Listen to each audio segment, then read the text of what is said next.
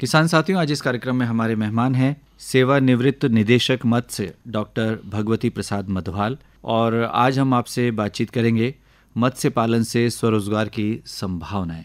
Doctor Madhwal, कार्यक्रम में आपका बहुत बहुत स्वागत है। नमस्कार डॉक्टर मधवाल, सबसे पहले तो हमें बताएं कि यदि हम उत्तराखंड की बात करें, कौन कौन सी मछलियों की प्रजातियां हैं जो यहाँ पर बहुतायत में पाई जाती हैं? देखिए, ये जो उत्तराखंड राज्य है हमारा, ये मूल रूप से मैं आपको बताऊं, इसकी जो टोपोग्राफी है, भौगोलिकता, ये दो भागों में बटी हुई है। एक पर्वतीय भाग है और एक मैदानी भाग है। इस मैदानी भाग में जो दो ज़िले हैं हमारे, ऊधम सिंह नगर और हरिद्वार, ये तो पूर्णतः मैदानी हैं। और देहरादून और नैनीताल के जो ज़िले हैं दो, ये आधे मैदानी हैं, आधे पर्वतीय हैं। शेष अन्य सब ज़िले, गढ़वाल और कुमाऊं के, सभी पर्वतीय ज़िले हैं। तो भौगोलिक स्थिति के अनुसार यहाँ पर दो तरह का मछली पालन होता है, एक मैदानी एरिया में और एक जो है पर्वतीय एरिया में। तो जो मैदानी एरिया है, यहाँ पर मीठा फ्रेश वाटर फिश कल्चर होता है, जिसमें हम रोहू, कतला, नैन, पंगेशियस, इन मछलियों का यहाँ पर पालन करते हैं। सामान्यतया वो एक साल में बढ़ जाती हैं और अपना उत्पादन अच्छा इससे कृषक ले रहे हैं और अच्छी कमाई इससे कर रहे हैं। दूसरा जो भाग है हमारा, वो है शीत जल मत्स्य की जो हाइट वाला इलाका है। वहाँ पर जो 4000 मीटर से ऊपर की हाइट है, जहाँ पर पानी का जो तापक्रम है वो 18 डिग्री सेंटीग्रेड से नीचे होता है, 4-5 और 18 डिग्री सेंटीग्रेड के बीच में रैंक करता है। तो उसमें हम ट्राउट का पालन करते हैं, ट्राउट मछली का। और एक ये ट्राउट, विदेशी ट्राउट का भी पालन करते हैं, और एक स्वदेशी हमारी एंडेमिक ट्राउट है जो नदियों में, जो रिवर भागीरथी में, अलकनंदा में, इसमें भी पाई जाती है। जितनी भी हमारी स्नो फेड रिवर है, रिवर्स जो है पर्वतीय इलाकों में दो तरह की हैं। एक तो स्नो फेड से, ग्लेशियर से आती हैं, जिसमें बहुत ठंडा पानी होता है, तो उसमें ट्राउट की संभावनाएं अधिक होती हैं मिलने की। और जो कुछ नदियां ऐसी हैं कि जिनमें स्प्रिंग फेड से, जो नेचुरल सोर्स पानी का निकलता है, तो थोड़ा गर्म उसका एनवायरनमेंट होता है, तो उनमें महाशीर और रोहू, कतला, इनकी प्रजातियां भी मिल जाती हैं जी। अब पालन की जहाँ तक बात है, तो पालन के लिए जो ट्राउट है हमारी, इस ट्राउट की हमारी हैचरियाँ स्थापित हैं। इसमें पर्वतीय इलाके में ट्राउट का बीज हम बनाते हैं, उसे मत्स्य पालकों को वितरित किया जाता है। डॉक्टर मधवाल, पूरे विस्तार से आपने ये बात हमारे श्रोताओं को बताई कि कोल्ड वाटर और फ्रेश वाटर फिशेस हमारे यहाँ है। अब हम जानना चाहेंगे आपसे कि ऐसा कहा जाता है कि 70% से ज़्यादा जो आबादी है उत्तराखंड की, वो मांसाहारी है। उसमें भी जब हम मछली की बात करते हैं तो ये एक महत्वपूर्ण खाद्य पदार्थ है और इसका काफ़ी सेवन यहाँ पर किया जाता है। मत्स्य पालन अपने आप में एक बेहतरीन रोज़गार है और इससे काफ़ी अच्छी आय हमारे जो मछली पालक हैं वो कमा रहे हैं। राज्य सरकार और केंद्र सरकार की योजनाएं संचालित हो रही हैं पूरे देश में। हम उत्तराखंड की बात करें तो उत्तराखंड सरकार द्वारा कौन सी ऐसी योजनाएं हैं जो संचालित हो रही हैं और उनका लाभ यहाँ के निवासी उठा सकते हैं? देखिए, इसमें जो है मैं आपको थोड़ा सा संक्षेप और थोड़ा सा विस्तार में बताऊंगा कि हमारे राज्य में पर्वतीय और जो मैदानी क्षेत्र है, इसमें दोनों की टोपोग्राफी भिन्न भिन्न होने के कारण इसमें राज्य सरकार और केंद्र सरकार द्वारा योजनाएं संचालित की जा रही हैं। उनके संचालन की जो प्रक्रिया है वो ये है कि जो हमारे सभी जिलों में जिला स्तरीय कार्यालय स्थापित हैं। जिला स्तरीय कार्यालयों में मत्स्य पालक आवेदन करते हैं कि साहब हमको मत्स्य पालन करना है, तो हमारी ज़मीन का निरीक्षण कर लिया जाए, पानी का निरीक्षण कर लिया जाए और हमें योजनाओं से लाभान्वित किया जाए। ये तो उनका एप्लीकेशन होता है। और उसके बाद जो है हमारे जो इंस्पेक्टर होते हैं वो वहाँ पर निरीक्षण करने के बाद उनको तकनीकी सलाह देने के बाद ये बताते हैं कि कितने एरिया का, कितने वर्ग मीटर का, कितने वर्ग फुट का यहाँ पर तालाब बन पाएगा। क्योंकि आपने देखा होगा जो ऊपर ये पर्वतीय भाग है, वहाँ पर लैंड की अवेलेबिलिटी ज़्यादा नहीं है और मैदानी क्षेत्रों में बड़े बड़े तालाबों की संभावना बनती है। तो इसी हिसाब से पहले निरीक्षण किया जाता है। अब दूसरे पार्ट में, इसी परिप्रेक्ष्य में मैं बताता हूँ कि इसमें दो तरह की योजनाएं हमारे राज्य में है। एक तो राज्य सरकार द्वारा संचालित योजनाएं हैं। पहली राज्य सरकार की योजना है अनुसूचित जाति एवं जनजाति की योजना। इस योजना में SCP-TSP की योजना बोलते हैं इसको। इसमें क्या होता है कि तालाब निर्माण के लिए इसमें 1 हेक्टेयर यूनिट की लागत मैदानी क्षेत्रों के लिए, 1 हेक्टेयर के लिए 7 लाख इस पे निर्माण लागत आएगी और जिसमें 60% का अनुदान 4,20,000 मत्स्य पालक को दिया जाएगा। और इसी तरह से जो इसका इनपुट होगा, इनपुट का अर्थ ये होता है कि जैसे मत्स्य बीज हुआ, उसके लिए दवाई हुआ, प्रथम वर्ष के निवेश के लिए उनके लिए खाना हुआ, उसमें दिया जाएगा। तो उस निवेश में भी इनको 60% की वो दिया जाता है अनुदान, और शेष राशि जो है ये स्वयं वहन करते हैं। तो इससे जो है 1 हेक्टेयर के तालाब से कम इनका जो है 6 से 7 क्विंटल का जो मत्स्य उत्पादन उससे हो जाता है, और अच्छी इनकम इनको जो है, अगर ये 200-250 रुपये किलो भी अपना मछली को बेचते हैं तो इनका पूर्णतया जो है 70% का पूर्ण लाभ इनसे हो जाता है। ये तो आपने मैदानी तालाब के निर्माण की बात बताई। अब पर्वतीय क्षेत्र की बात करें अब तो? देखिए, पर्वतीय तालाबों में जो है यहाँ पर लैंड की जो अवेलेबिलिटी है वो काफ़ी कम होती है। तो इसमें यह है कि 0.01 हेक्टेयर के रनिंग वाटर फिश कल्चर के लिए तालाब बनाए जाते हैं। रनिंग वाटर का मतलब है तो लंबे होते हो, 2x1.5 के वो बनाए जाते हैं, लंबे रेस वेज। उनमें जो है पूरे सीमेंटेड होते हैं, पानी का आवागमन जाने का होता है।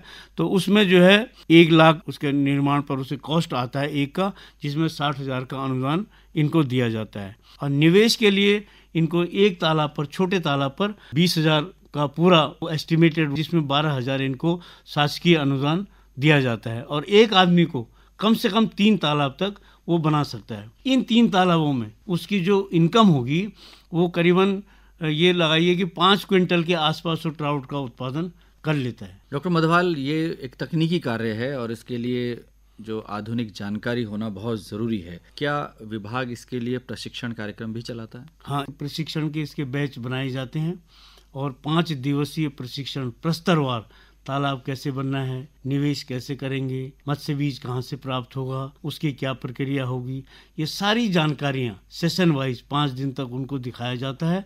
और जो भी अच्छे उन्नत मत्स्य पालक पूर्व के होते हैं, नए मत्स्य पालकों को उनका विजिट भी कराया जाता है। और इवन कुछ स्पेशल जो अच्छे एंटरप्रेन्योर होते हैं हमारे राज्य के, उनको हम बाहरी राज्यों में भी ले जाते हैं कि उसको देखिए, ताकि उससे लाभान्वित हो सकें।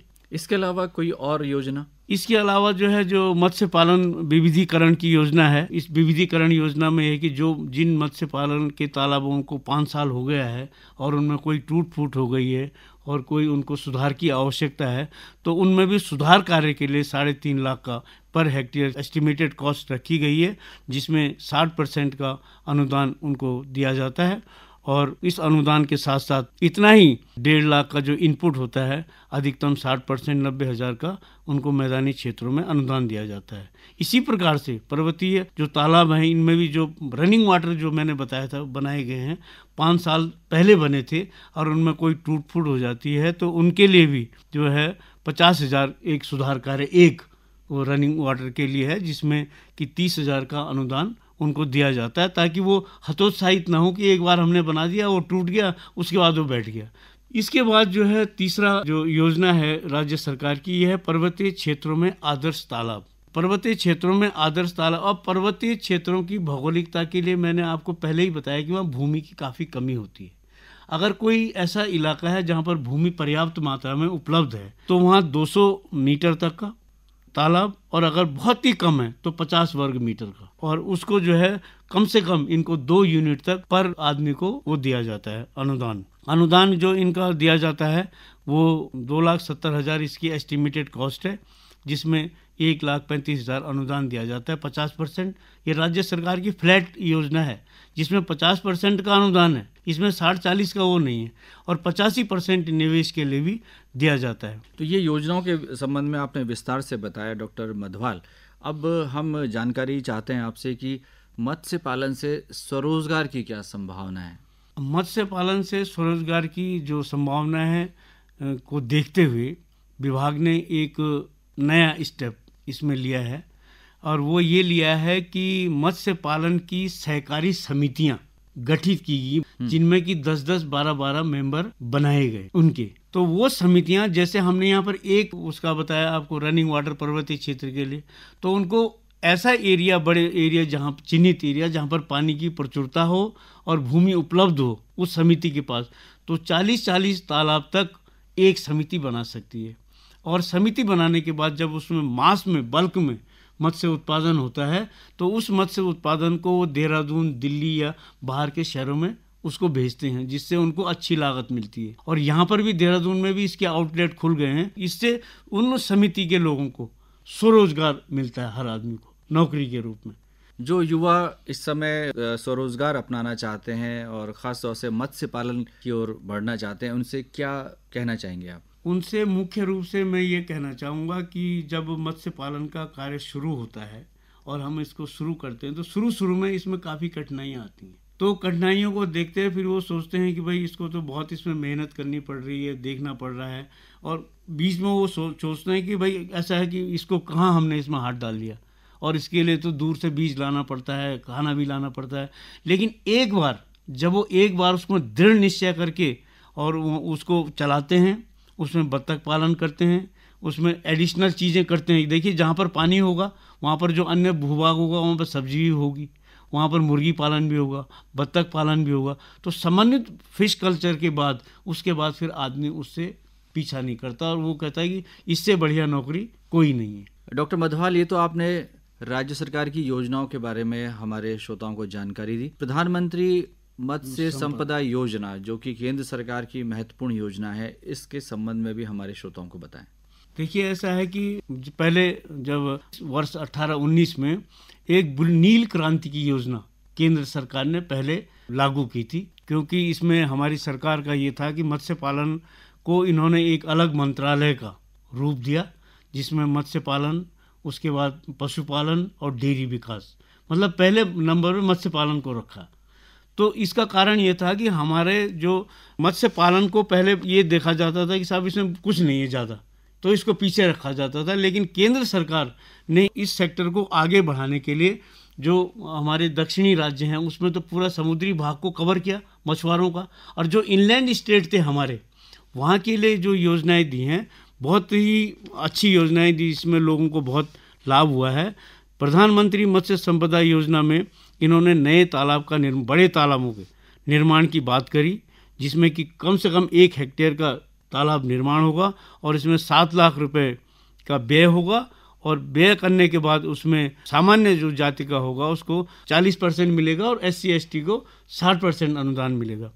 इससे उनकी जो है इनकम, बड़े तालाब से वो मास रूप में उनकी इनकम होगी, और उससे वो नौकरी की तरफ आकर्षित होकर स्वरोजगार को करेंगे।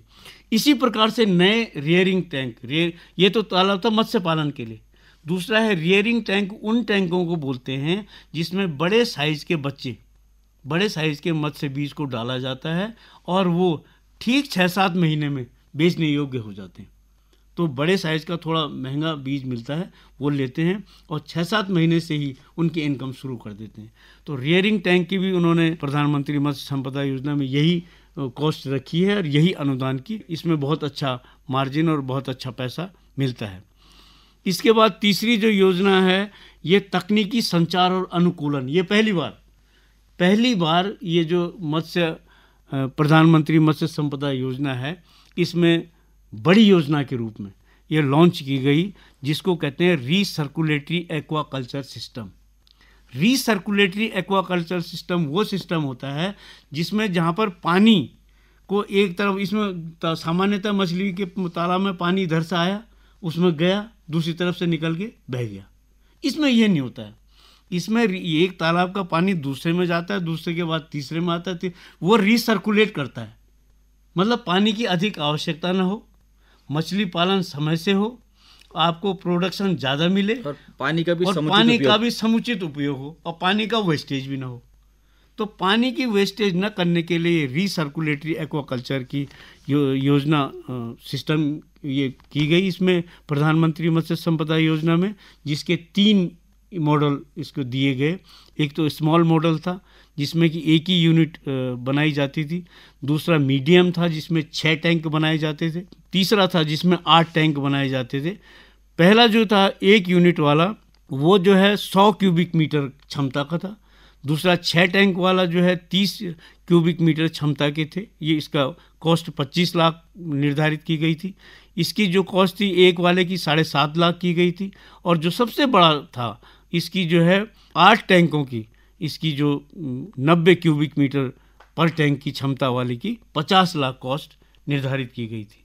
और जब इनको लाया गया, ज़मीन पर लाया गया, तो तो एक उससे कम से कम 5 टन 1 क्यूबिक मीटर वाले से पैदावार, 10 टन के करीबन इससे मीडियम वाले से, और 25 टन की पैदावार बड़े वाले जो लार्ज टैंक से की गई, जिससे कि एक ही एंटरप्रेन्योर एक ही बार में मतलब समुचित उसको ऐसी राशि मिल जाए कि वो फिर इसमें फिर पीछे ना देखे।